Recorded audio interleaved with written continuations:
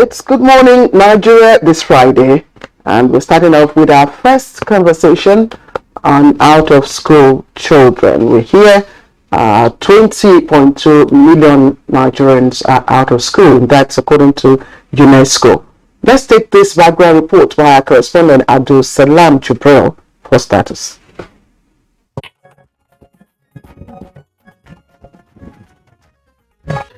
Available data from the United Nations Educational, Scientific and Cultural Organization UNESCO reveals that about 20 million children are out of school in Nigeria.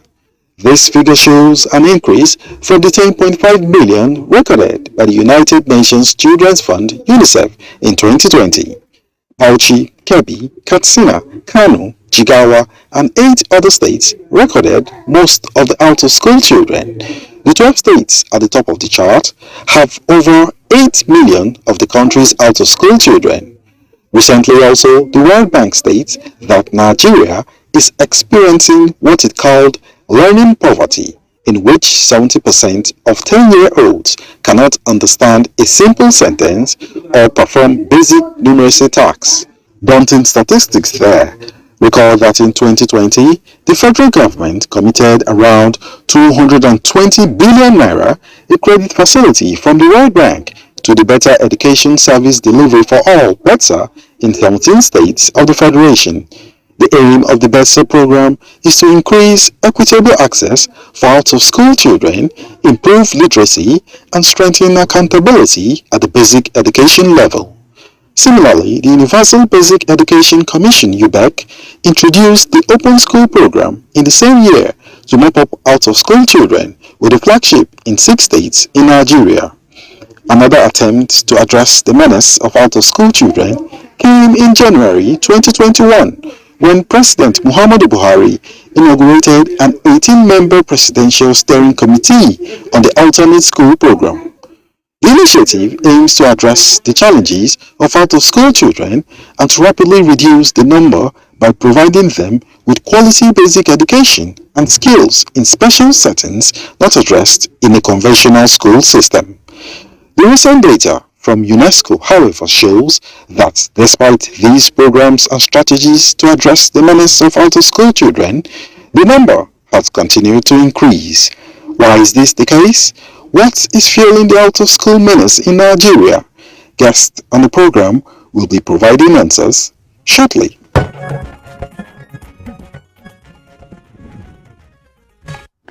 Thank you very much, Abdul Salam Jubril, for that background. With us in the studios now to discuss issues around out-of-school children, would like to welcome Dr. Ibrahim Yusuf Abdul, who is the National Director of NGOs, private and voluntary organizations. Dr. Abdul, good morning and welcome to the program. Thank you. Also here with us in the studios is Azuka Menkiti, education specialist at the United Nations Children Emergency Fund, or known as Children's Fund. Azuka Menkiti, glad to have you on the program. Thank you and good morning. Okay. We also have joined us in the studio the Director Operations Center for Nutrition and Education of Children Foundation International, Sinicaf, Sally Ayato Mobi. Thank you very much for that. Thank you for having me. Good morning. All right, once again, we're glad to have all our guests here with us. Let's begin with the education specialist at UNICEF. Usually data sometimes can be worrisome. And in the sense of out-of-school children, these days we hear conflicting numbers. UNICEF will give its own numbers, UNESCO will give its own numbers, the federal government will provide its own numbers, and sometimes you're at a loss if you're a public affairs analyst which of the numbers to believe. But what is not in doubt is that the number of out-of-school children in Nigeria is not climbing down. So how do we resolve the issues around numbers in the first instance so we know what we are dealing with? Yeah, thank you very much. I do not think there are any conflicts in terms of the statistics. All figures that has been dished out are all government figures. No figure is UNICEF figure, no figure is UNESCO figure. But what is important is that it's very important that when we talk about the number of out of school children, that we are able to categorize the levels. For UBEC, because UBEC is working with us very closely on identifying the number of children who are missing education, and UBEC has the mandate for basic education. So the figure that is actually attributed to UNICEF is coming from UBEC, and UBEC conducts what they call national personnel audit. The last personnel audit that was conducted was in 2018. They just had a recent one, which I'm sure the analysis is ongoing. So the figure that we have is stating that for children within the age cohort of primary school age, we have 10.2 million children that are missing education. And that is coming from the 2018 UBEC National Personnel Audit Analysis. And then if you move up to the lower secondary education level, then we're talking about 8.2 million children who are missing education. So it's always very important that when journalists are interrogating these figures, they are able to categorize them and say that these are the figures within these different school age cohorts, so that it's clear for anybody to understand. But before I just finish, take again the disaggregation of the numbers. Yeah, the disaggregation of the numbers is that from the UBEC data, we have 10.2 million children who are missing education within the primary school age cohort. And then we have 8.1 million children who are missing education within the lower secondary school cohort, because of course, that UBEC has the mandate of providing basic education. So whatever whatever figures that are being put together that are much more than this could be the missing link for the senior secondary. That is our own opinion. But clearly, we will be very it's better for journalists and every one of us to ensure that we are rolling out these figures, that we're able to categorize them. And because it is important, for over time, we have been able to come up with different categories of out-of-school children for strategic interventions. And these categories of out-of-school children have been put into different areas of manifestation and different dimensions of exclusion. So globally, there is what we call the Out-of-School Children Initiative that has been able to define the different categories of out-of-school children and the different dimensions of exclusion for out-of-school children. And there are 7 of them. So if people understand all of these 7 dimensions of the categories of exclusion for out-of-school children and begin to allocate these figures from the figures that come from government, to be easier for us to do some analysis. Okay, I think just staying on the figures, the 2 figures that you have given us, if you aggregate the 2 figures, it still comes down to 18 point something, which is what the journalists have been reporting, coming out from UNICEF. So whether lower primary level or lower secondary level, everybody within the 2 levels are still out of school. Yeah. So I don't think there's any misrepresentation of your figures. But what you have, the information you have also given us is that you have government agencies also collaborating with you to come out with these figures. So between the time UNICEF came out with the 18.3 million Nigerian children out of school, both at the primary and the lower secondary. Yes, and now UNICEF says we have 20 point something. UNICEF didn't say. Sorry, not UNICEF, UNESCO. Yeah. That's why we're having this conversation. Okay. Yes. So, do you also see that? Do you also have that? Well, from UNICEF perspective, our focus has always been on basic education because the figures we have is coming from an agency that's responsible for basic education. So what I was trying to say is that the difference between the total of 10.2 and 8.1 and the 20 million of UNESCO could be the gap for senior secondary. So it means that it could be the gap for, could be the gap for senior secondary. Okay. But for us, the figures that we have is not categorized across the basic education levels of learning. Ms. Monkiti, before we bring in the other 2 guests, I think it is useful to establish the proper framework so that the area focus of interventions, will also be a lot clearer.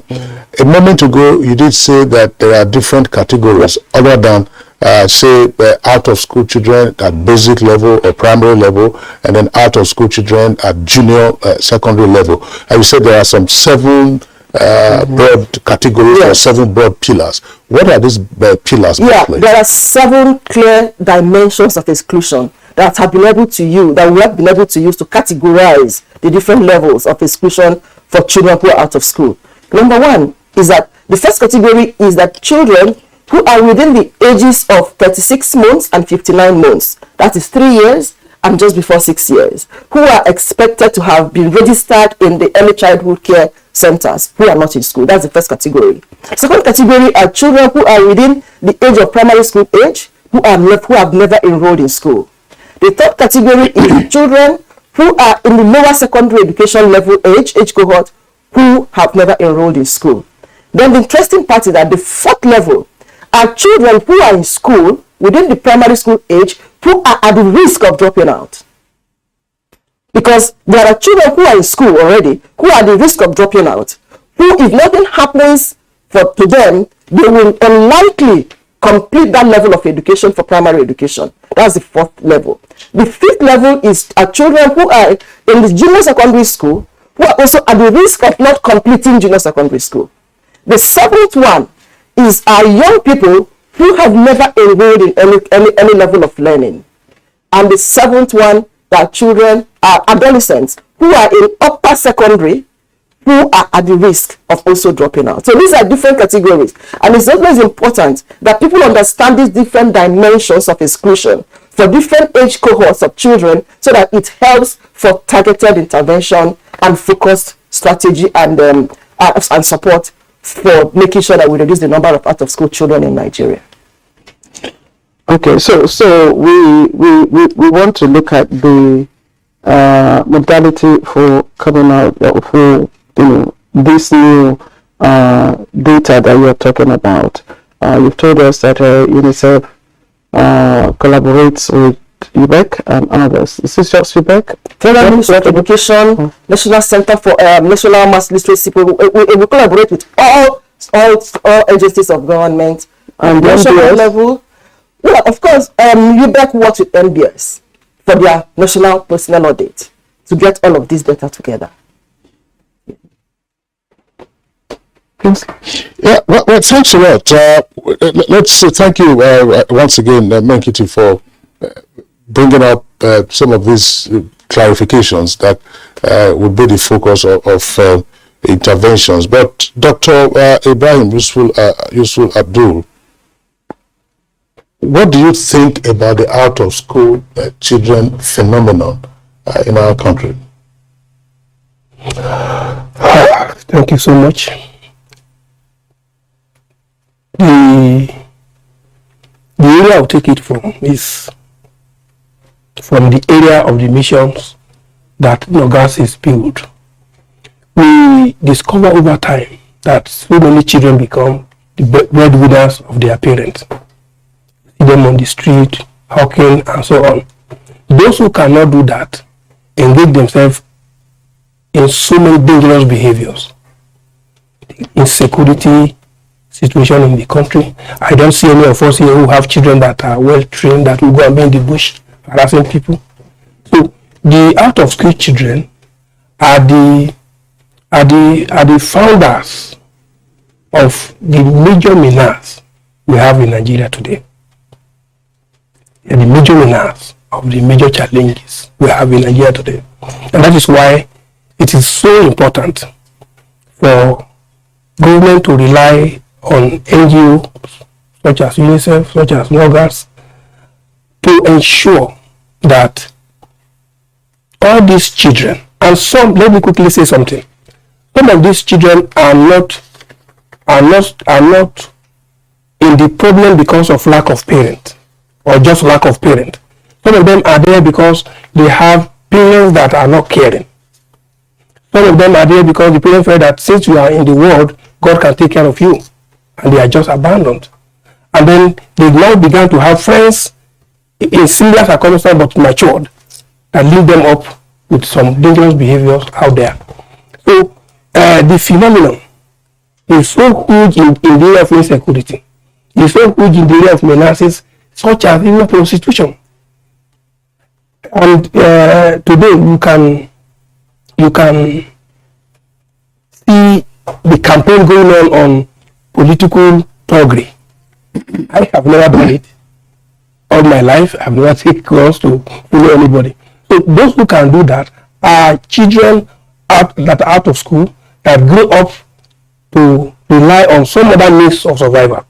And so they can become thugs, they can become the so-called Yahoo, they can become kidnappers, they can become bandits, they can become so many things that challenge our peaceful existence, in our country. All right, let me bring Mr. Nubi into this conversation. I would like to use a popular phrase by one of my sister colleagues. How did we get here? There are a number of legal frameworks protecting the rights of children to basic and quality education in this country. Quite a number of them. Nigeria is also signatory to quite a number of instruments providing again rights or covering the rights of the children to. And you begin to wonder, there are initiatives also. Government has the school feeding initiative, there is the safer schools initiative. So what are the predisposing factors, driving each one of the 7 dimensions that she has mentioned? Well, actually, thank you very much for this question. Well, you see, even before I respond to that, let me just mention something about the data you mentioned earlier. You see, there's nothing wrong with having numerous sources of data regarding these issues. After all, when there are so many sources of information out there, the truth will be represented. That's what I believe. And so many people also believe that. Regarding the issue of how we got here, actually, it takes time. Over the years, negligence is part of them. Like, for instance, if you consider the UB itself, which was established, I think, by Obasanjo's administration in the year 2000, the idea is to mitigate against the rising out of school children. But you can see that it didn't have any effect. So inability to implement policy as they should be is part of the reason why we're here today. And then sometimes the environmental factors as well, peer group, and the influence it has on children is part of the reason why we're actually here. And there's so many factors in our society today that actually lead to why there's so many out of school children in the country. Some of them are religious, some of them are traditional, some of them are, like I said, environmental, and so many other issues. And regarding the signatories, policy framework, and inability to adhere to some of these critical issues are part of them. The idea about evaluating those policies over the years hasn't been there at all. We find that this is a country where people find it difficult, government find it difficult to track what is happening. How do we get to evaluate these policies to see whether they're actually working or not? How do we get to establish whether what we've been doing is succeeding or not? Nobody does that at all. Once people establish things and then we go ahead and implement them, and as you find out that evaluating those things to find out whether they're actually working or not is not there. And we'll keep establishing more. We keep establishing more and more and more. So without necessarily trying to find out whether they are working or not. That's why I'm very happy when my colleague mentioned something about NGOs. At least the NGOs are there to keep track of those things. And thank God this is an election season where we have another brilliant opportunity to, I don't want to use the word to extract commitments from those who are trying to come into the government regarding what they are doing. But it's actually a key factor in trying to establish whether these issues, these policy frameworks are working or not. We need to fast track our efforts in trying to ensure that those policy frameworks are working. And then those initiatives, those policy in which Nigeria is a signatory to, are strictly adhered to. You can actually see, for instance, the UNESCO goal that 26% of our budget should be allocated to. Who's watching that? Nobody's watching that, and you're still out there. And so it's affecting a lot of these issues. And then regarding the tradition, we all know what's happening. Sometimes in some certain part of the country, like in the north here, you find out that there's so many people who actually think that school is a very tedious way of trying to make up a living. So they feel, why not do something else? Something else. Yes. Of course, that's dropout. Yes, dropout. I mean, it's a lot of in the south and the southeast. Yes. But let me hear from Mrs. Menkiti, Azuka Menkiti. Over the years in your research, I want to know what UNICEF, found out in terms of the indicators that have been driving, each of the 7 dimensions that you have mentioned. Has there been a consistency in those indicators? Well, a lot of researches has shown that 66% of this huge number we're talking about actually come from the northeast and northwest of out-of-school children, and that about 65% are actually from the poorest wealth quintile, and 86% reside in rural communities. So all of these put together has been able to help us to identify what actually has been the constraints. What are the driving factors that actually keeping these children out of school? And what has come out very clearly is that poverty is the biggest barrier. And that is why we have about 43% of children who are forced into child labor. So you see that when parents are struggling to survive, and when resources are limited, they do not prioritize the education of their children, especially for girls. And that takes me to the second factor, also issues of social and gender norms. You mentioned about tradition and cultural practices.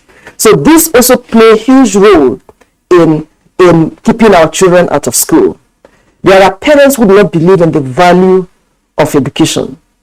I mean, when you look at it globally, in a broader dimension, you won't blame them because of the fact that there is a link between the learning outcome and the number of children who are not going to school. Parents are beginning to lose confidence in what happens in the school. What is also at the end of it all, so what happens? What's the change? So we're also concerned about the learning poverty. So that's a connectivity, that's a connection. So apart from poverty, social and gender norms clearly is affecting the girl child, because 50% of children who are not going to school are girls. So you can see that these are all the key factors. And then also there are also issues of supply, the supply side, because in terms of the factors that actually keep children out of school, that's what we call the demand side and the supply side. For the demand side, it's about parents demanding for education. What are those factors that keep them from demanding for this education? And those are the poverty, these are the social and gender norms. But then the supply side also plays a lot of role. And that is where we talk about the data. We have not been able as a country to have a consistent, comprehensive data to show the number of actual absolute figures of children who are missing education and where they are, which household, which locality, which wards are they, which states are they, so that it helps clearly for targeted intervention. So when we begin to look at the supply side, a lot is happening that also affects the demand for education and generally affects the number of children who are not in school. I want to also respond to what he said. I want to say very clearly, it is not unfair to say that nothing has happened over time. Our government is not doing anything. Just last month, we supported UBEC to conduct a national conference on out-of-school children, where we brought different stakeholders, civil society organizations, private sector, different actors in this sector of out-of-school children to review the strategies, because we felt that we have spoken about out-of-school children over a period of time, over three or 4 decades now, that we need to sit down as a country to review the strategies. What has worked? What has not worked? And at the end of that 2 days conference, we had the Minister of Education, we had the Executive Secretary, had all the subject chairs across the country. At the end of that conference, we came up with a framework of action that outlined what has worked, what are best practices across the world that we need to tap into, because Nigeria, even though Nigeria contributes 15% of the global number of out-of-school children across the world, but there are also other countries who are also dealing with out-of-school children. So we brought those expertise, those experiences to find out what can we do differently.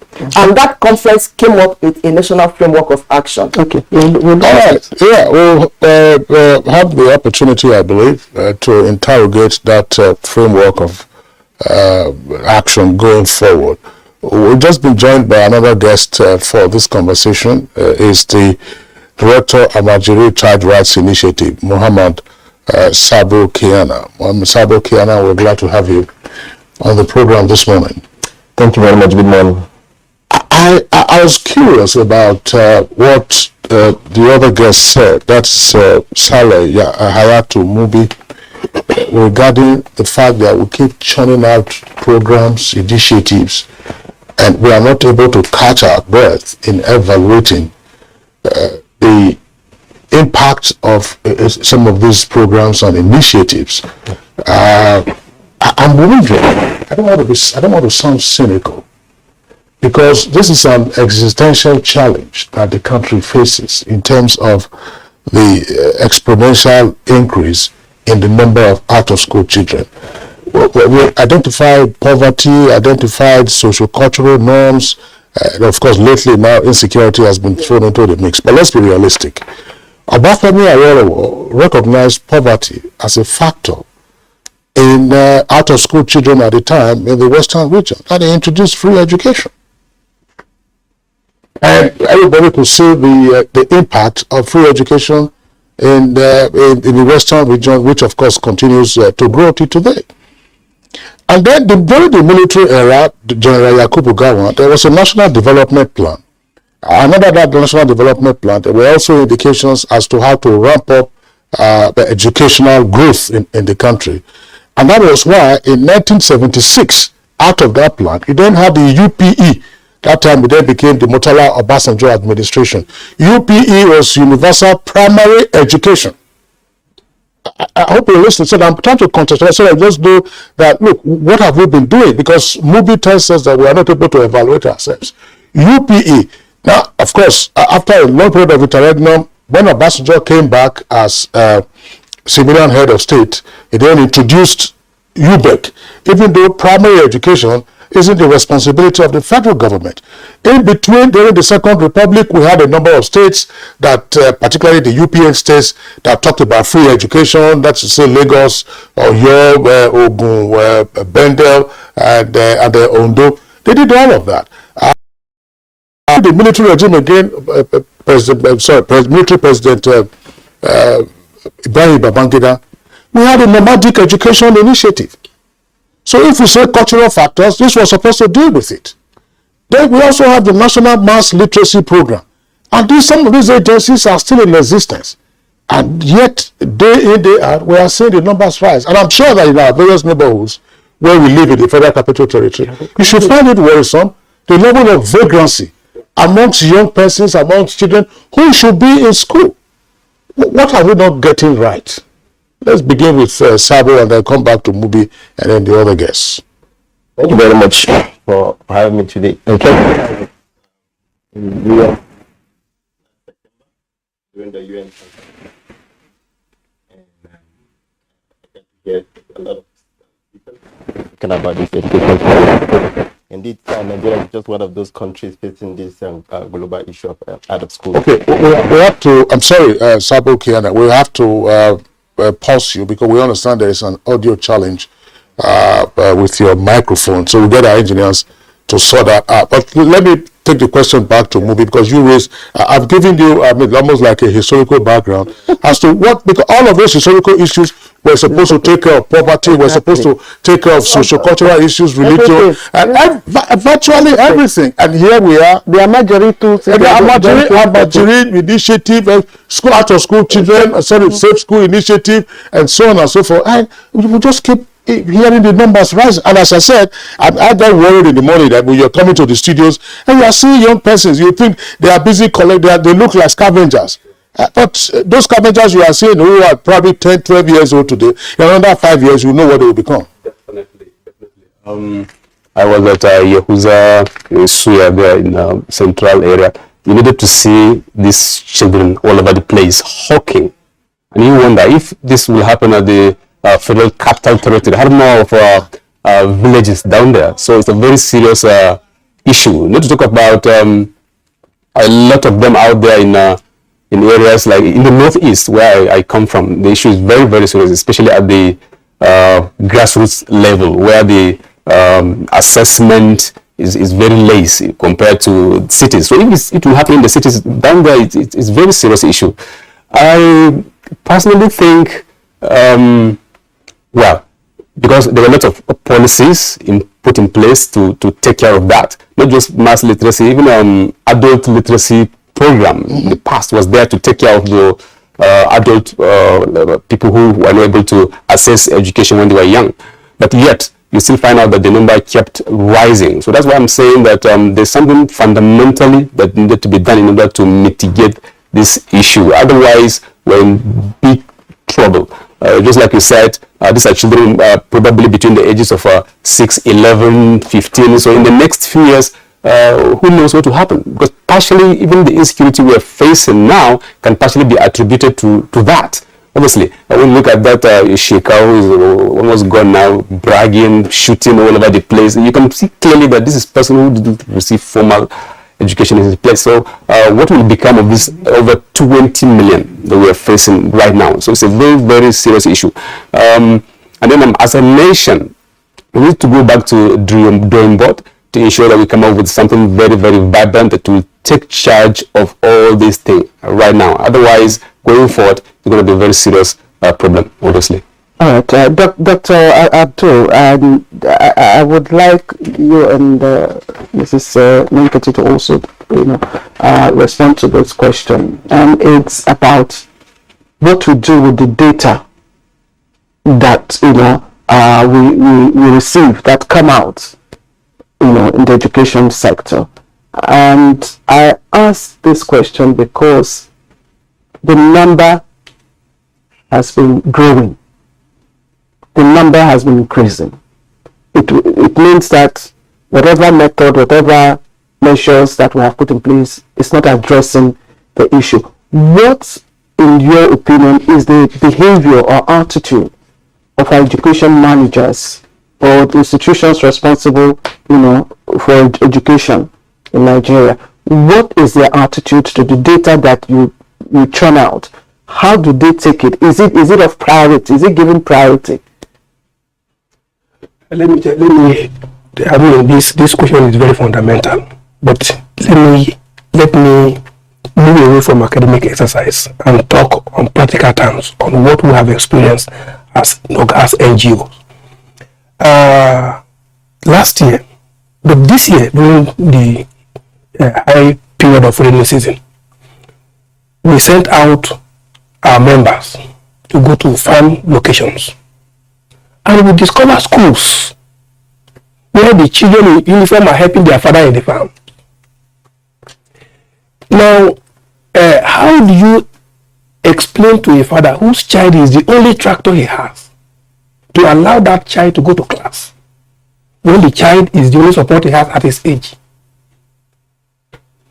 Now, luckily recently, NBS, Nigeria Bureau of Statistics, has committed several members to work with us. And what we want to do is not just generating data. We want to generate specific data in relation to where and how these children can be reached. If you travel from Nasarawa to Toto, let me use this neighboring area as an example, a place called Gadabuke. Between Gadabuke and Toto is a farm settlement that a child of 3 years in rainy season will not be seen in the class. In fact, couples that were there to feed them did not see the children to feed in their classroom. Now, if you are changing policies don't we look at this timing of farmers also?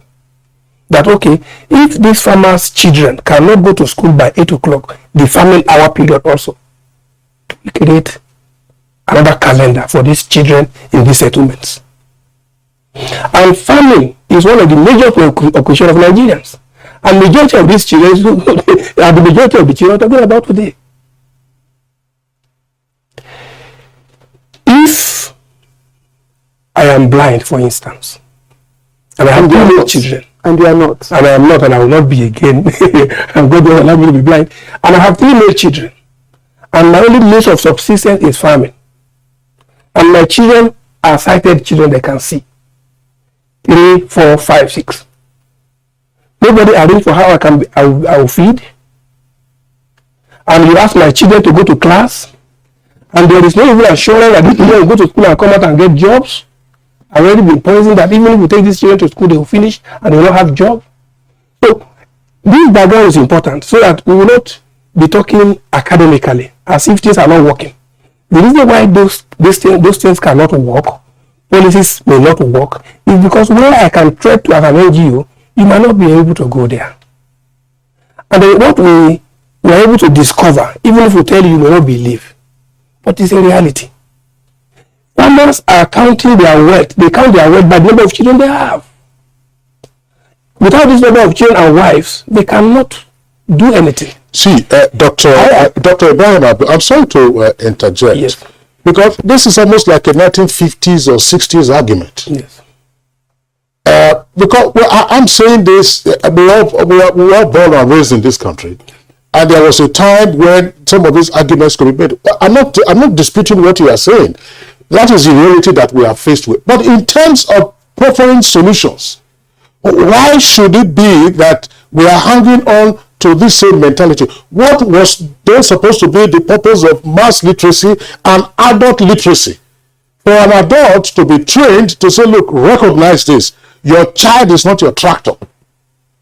Mass literacy for you to recognize that there is a much brighter future if your children get formal education. I was talking earlier about the UPE in this country for a period of about 10 years, from 1974 to around about 84, 85. Teacher training education was on scholarship. It was free.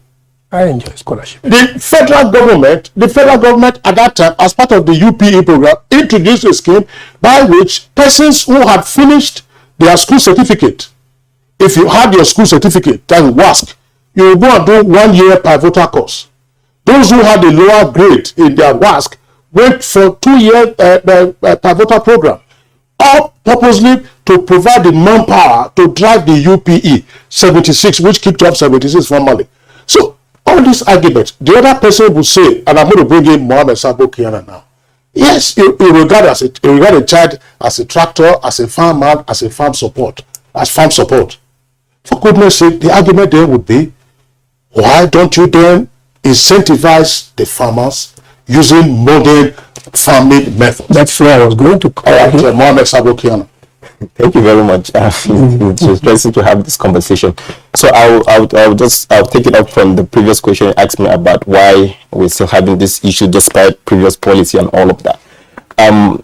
I think this my colleague has also mentioned that it has to also do with the issue of effective policy and programs that have been designed. Yes, we have had several interventions and all of that, but how effective are they? And I took interest in issue of policy as relates to some of this intervention we have been having. And what I've understood in policy making is that there is what is called policy tools and incentive in when you are designing policy program to address some of these deeply entrenched factors affecting children's education. You could clearly see that most of our programs that is aimed at addressing some of these barriers to education, whether it is demand or whether it is supply side of it, don't have maybe those effective policy tools or incentive to really achieve the policy goals. And I think that is where we need to pay more attention to. And he just mentioned the issue of children being used as tractors in the farm. And rightly so, that is the reality up to now. But of course, it's not going to be an argument that we should be having now. So what we need to do is to be able to have a policy that can bring an alternative incentive for the parent. In addition to that, of course, you have to educate the father that yes, there's a better opportunity if your children have access to education than just the farming this thing. But you also, the father having children on the farm as his factor is their own normative belief that this child is best used in the farm than going to school. But the societal expectation is that this child should be in school, and there are laws that are in place to say that this child has the right to have education. So it is all about having effective policy and policy tools as well as incentive, to be able to achieve the goals of policy. And that is where I think our policy makers and our lawmakers need to review and also have this incentive to make it work, because like the school feeding program, it's one of the incentive to get children to school, but again, how cost effective that is another issue that has not really been looked at. One of the important supply side that I would like to mention has to do with the issue of access to education. We cannot address the issue of out-of-school children if we do not increase enrollment. And we cannot increase enrollment if we do not increase access to education. That is availability of school. Look at India, for instance. India has a population of over 1 point something billion population, right? They have, as at now, they have about 99.9 enrollment rate in India. They have been able to address issue of access to school by making sure that there is at least a school for primary 1 to 5 in every 1 kilometer to a community. And there's also primary 5 to 8 for every 3 kilometers in a community. That's how they have been able to address the issue of enrollment. Now they are faced with issue of quality education and skill education, So this is what we also need to begin to look at. What are the strategic steps we need to begin to address, And again, another thing has to do with the issue of prioritization. There is this philosopher called Matsuya. He talks about effective altruism in addressing structural issues, just like the Almajiri situation or out of school situation. There's the issue of, like in Nigeria, the number of out of school children, mostly if we are able to address issue of Almajiri children, getting them to school, would have solved maybe over 50% of out of school children in Nigeria. Have we been able to really as a country prioritize in around addressing that? I know that we'll talk about Jonathan School and all of that. Again, it has to boil down with how effective was those programs, how in terms of incentive, in terms of really making sure that it's being used. So not to repeat what others have said around demand and supply side, another important one I want to mention is the security of insurgency that is happening. And I would like to use this opportunity to just mention that there are school girls that are still being kidnapped in Kebbi State for over 1 year. There's no way you can go and convince parents in that community, to get their children to school again and all of that. So these are some of the structural issues that we need to address if we are to really get back our children to school. Okay, let's look at the effectiveness of some of the policy tools plus incentive that you talked about, and see if it is something that can be sustained, or if there are areas they could be modified for better results. One is the Safe School Initiative that was meant to, of course, address the issue of security. And then we are looking at the school feeding program, which is also meant to drive the demand side. So how do you evaluate the effectiveness implementation of these initiatives? And is it something you would advise from your professional experience to be sustained? Is there any way it could be modified, for better implementation? From our own perspective, the new thinking from us now is that we want to move from the business of schooling to business of learning. That learning, so if we're talking about out of school children, we need to begin to think about learning and not schooling anymore. So that the focus is on how do we get children to learn and not how do we get children into school. To go to school. Because learning can happen anywhere. And that is why people are beginning to come up with alternative pathways to learning. There are multiple pathways to learning. It doesn't happen in a classroom. Like the elementary system, we're also working with the group with children who are in the elementary schools through the integrated Quranic education schools.